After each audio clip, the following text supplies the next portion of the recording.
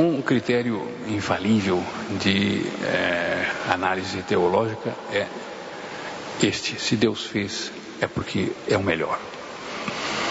E quando se pergunta se o tempo ideal para o nascimento do menino Jesus, para que a redenção se operasse, foi de fato o tempo em que ele nasceu, é uma pergunta que levaria a um diletantismo de espírito, um diletantismo de cultura, um diletantismo de até possivelmente teológico, mas na realidade, se Deus promoveu que a redenção fosse operada naquele momento, era porque era um momento auge e não havia um momento melhor do que aquele. Ora, de fato a humanidade não conhecia a bondade, porque os homens se tratavam com uma ferocidade que faz vergonha às feras, porque era uma tal catarata de desprezos e de maus tratos e de violências. Só imaginar a instituição da escravidão, um escravo ser considerado coisa, sendo que pertence à natureza humana, e ser tratado com um desprezo, com uma brutalidade que pasmava, espantava. Chegar a se usar um escravo para experimentar certos venenos, para ver como é que esse veneno mata. Se este não serve, então, uma vez que este aqui demorou muito para morrer, chama um outro para aplicar o veneno. E se uma criança nasce com defeito, isso no Império Romano, uma criança nascida com defeito, o pai tinha o direito de tratá-la como lixo. Tomava a criança e soltava no meio da floresta, porque os lobos comessem. Ele tinha todo esse direito. Quer dizer, era um trato de uma violência. A mulher era considerada um trapo também. E nasce Nosso Senhor e nós vemos as maravilhas se operarem. E nós vemos aqui São Paulo sublinhando este fenômeno, porque ele faz uma comparação entre o Antigo Testamento e o Novo Testamento. A realidade palpável, ou seja, é aquela realidade que a gente pode constatar com as mãos.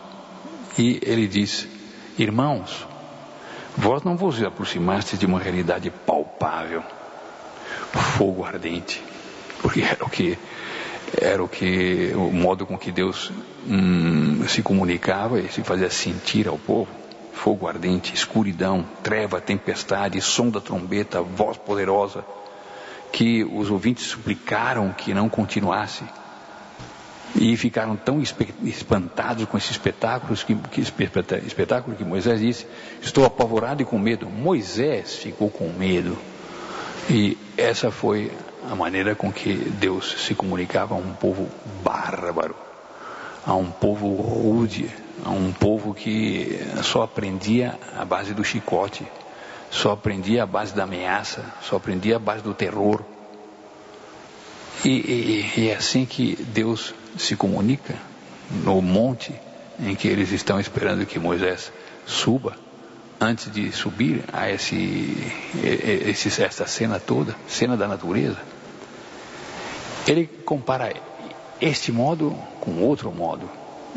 Vós vos aproximastes do monte Sião, da cidade do Deus vivo, a Jerusalém celeste, da reunião festiva de bilhões de anjos, da assembleia dos primogênitos, cujos nomes estão escritos nos céus, de Deus, o juiz de todos, dos espíritos dos justos que chegaram à perfeição, de Jesus, mediador da nova aliança e da aspersão do sangue.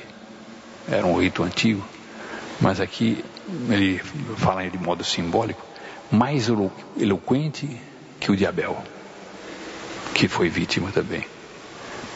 E essa é a introdução da liturgia de hoje.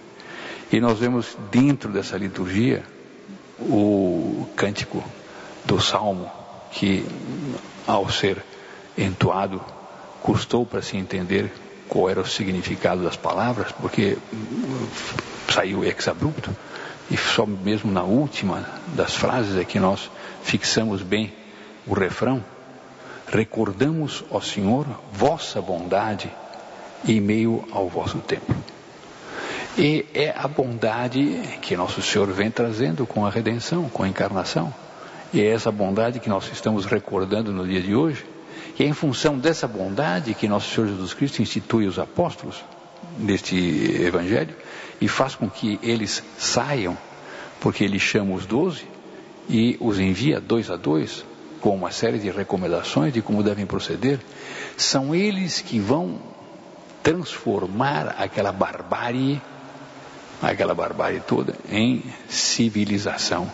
São eles que vão fazer compreender o que é a bondade, porque eles saem sem cobrar nada e saem para fazer o bem, algo completamente inédito, enquanto instituição ainda mais, já era inédito de uma pessoa em relação a outra, quanto mais uma instituição que é feita para distribuir a bondade.